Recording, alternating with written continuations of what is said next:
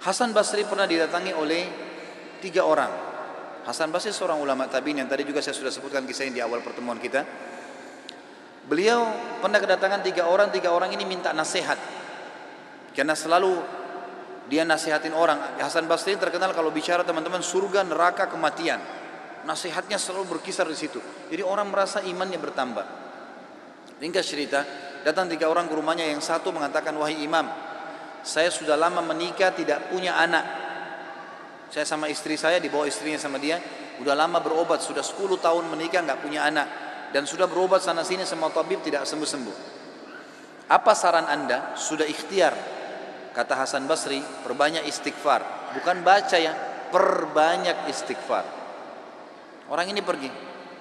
Kemudian masuk orang kedua. Hai imam, saya sudah lama sakit.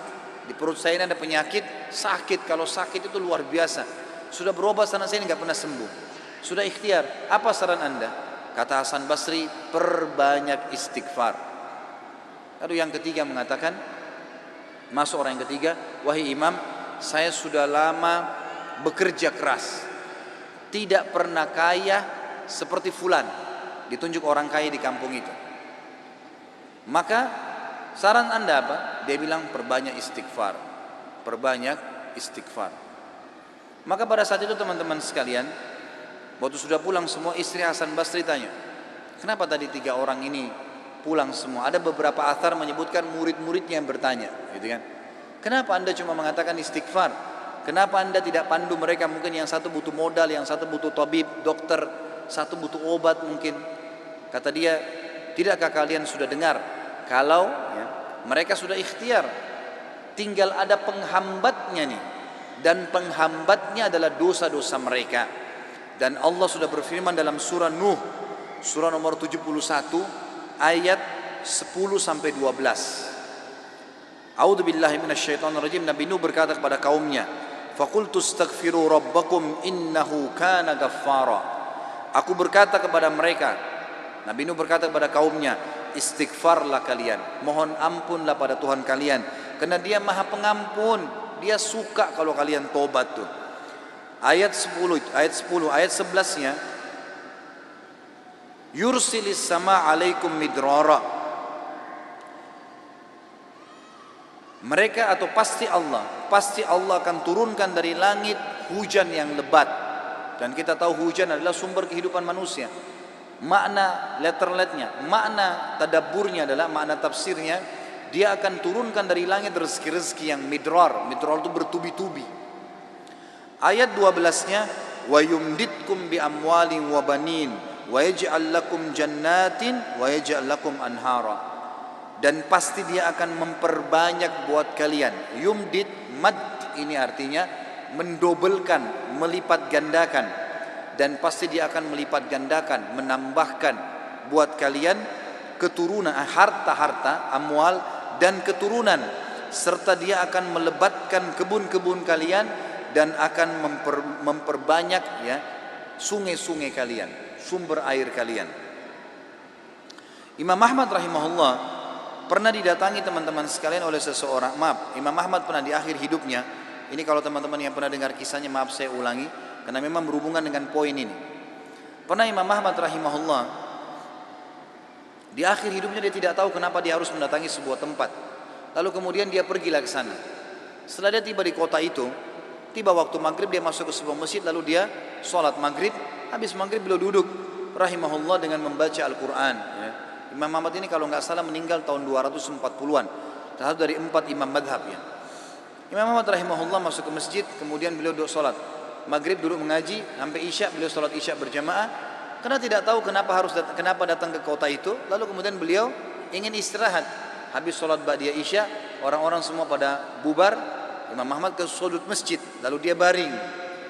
Marbot masjidnya datang, tanya, wahai imam, wahai syekh. Syekh ini dalam bahasa Arab bisa berarti orang tua, orang kaya, atau orang pintar ya. Bisa 3 artinya. Kebetulan Imam Ahmad dipanggil syekh di sini maksudnya adalah orang tua. Hai syekh, hai orang tua gitu ya. Kenapa anda di sini? Kata Imam Ahmad, saya mau istirahat, saya musafir, nggak ada kenalan. Kata dia tidak bisa di masjid. Anda harus keluar dari masjid. Lalu kemudian disuruh keluar. Kata Imam Ahmad, saya didorong-dorong dari masjid, keluar dari masjid. Begitu keluar dari masjid, marbot masjidnya kunci masjid. Kemudian Imam Ahmad lihat dia sudah pergi. Imam Ahmad baring di teras masjid. Marbotnya kembali lagi. Lalu mengatakan, wahai Syekh, ngapain di sini? Dia bilang seperti saya bilang, saya musafir, saya butuh istirahat. Ya. Kata marbotnya nggak bisa. Ini masjid, peraturan nggak boleh duduk di sini. Lalu kemudian didorong-dorong Imam Ahmad sampai ke jalanan. Di sebelah masjid ada satu orang penjual roti. Penjual roti ini lihat kejadian tersebut, lalu dia mengatakan, hai Syekh, dipanggil Imam Ahmad, orang tua gitu ya, kesinilah, ada tempat saya. Datanglah dia, Imam Ahmad. Lalu Imam Ahmad berkata, orang itu berkata, ini tempat saya usaha jual roti. Di belakang saya jual roti ini ada kamar saya biasa istirahat. Rumah saya tidak jauh dari sini. Anda boleh istirahat. Besok pagi Anda boleh pergi. Dia bilang baik, jazakallah khair. Imam Ahmad duduk. Imam Ahmad ini karena zaman dulu nggak ada foto, orang nggak tahu wajahnya orang, cuma kenal nama. Nggak kita sekarang bisa lihat fotonya, bisa tahu orangnya gitu. Imam Ahmad bilang ada satu kegiatan orang ini yang unik. Setiap kali orang ini pecahin telur, ambil gandum, ya, tepung, kemudian taruh garam, diaduk, selalu astagfirullah wa atubu ilaih, astagfirullah wa atubu ilaih, terus astagfirullah wa atubu ilaih, terus dia mengucapkan itu. Maka yang terjadi adalah Imam Ahmad bertanya, berapa lama kau amalkan ini? Sudah berapa lama kau amalkan? Kebetulan Imam Ahmad ini di akhir hidupnya ya, sudah sangat tua. Orang ini juga seumur Imam Ahmad. Dia bilang sudah lama, dari saya masih muda. Kata Imam Ahmad, apa hasilnya istighfarmu ini? Dia bilang semua yang saya minta sama Allah dikabulkan. Apa saja? Belum pernah saya minta sama Allah nggak dikabulkan. Tinggal satu yang sudah bertahun-tahun saya minta belum Allah kasih. Kata Imam Ahmad, apa itu? Dia bilang saya minta agar dipertemukan dengan Imam Ahmad. Maka Imam Ahmad bertakbir mengatakan Allahu Akbar. Karena istighfarmu inilah ya, Allah subhanahu wa ta'ala mengutus saya datang ke kotamu ini dan saya tidak tahu kenapa saya datang. Karena istighfarmu lah marbot masjid melarang saya tidur di masjid dan saya didorong-dorong. Istighfarmu lah yang membuat kau menawarkan saya untuk datang dan nginap di tempatmu. Saya Ahmad bin Hanbal. Allah Azza wa Jal datangkan Imam Ahmad ke rumahnya karena istighfarnya. Ini luar biasa. Kisah seorang ibu yang berada di wilayah Kashmir. Kisah belum lama terjadi. Ibu ini rupanya punya, kalau saya tidak salah cucu atau ada anaknya perempuan, kena penyakit tulang, sakit. Ibu ini selalu berdoa kepada Allah SWT sambil beristighfar karena dia sudah bawa ke dokter di sekitar rumah situ, di sekitar kampungnya tidak ada, gitu kan? Nggak ada yang bisa tanganin. Mereka cuma bilang ada satu dokter ya yang mampu menangani ini, tapi di India. Dia di India dan dokter itu Muslim, ahli spesialis tulang. Cuma dia yang bisa. Ibu ini tahu dia tidak punya kemampuan uang beli tiket pesawat atau kendaraan, mau bayar dokter tidak mungkin. Maka ibu ini memperbanyak doa dan istighfar. Selalu istighfar kepada Allah. Ya Allah, kalau ada dosa maafkanlah, sembuhkan anak ini. Ya Allah, pertemukan sama dokter itu, mudahkan supaya anak saya ini berobat. Ringkas cerita, dokter yang tadi jadi target ini keluar dari India.